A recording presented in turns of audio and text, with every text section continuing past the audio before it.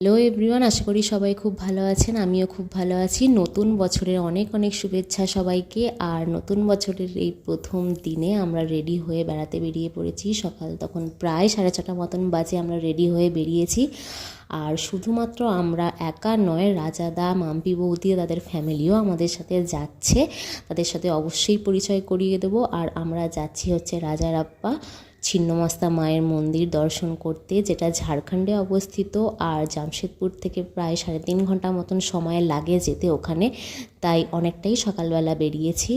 আর এই সকালবেলা ভীষণ ঠান্ডা, চারিদিকে প্রচণ্ড কুয়াশা, অর্ধেক কিছু পরিষ্কারভাবে দেখা যাচ্ছে না। আর চারিদিকে এই সুন্দর ভিউ দেখতে দেখতে এগিয়ে চলেছি। ডেস্টিনেশন অবশ্যই ভীষণ সুন্দর, আর তার থেকেও বেশি সুন্দর এই জার্নি।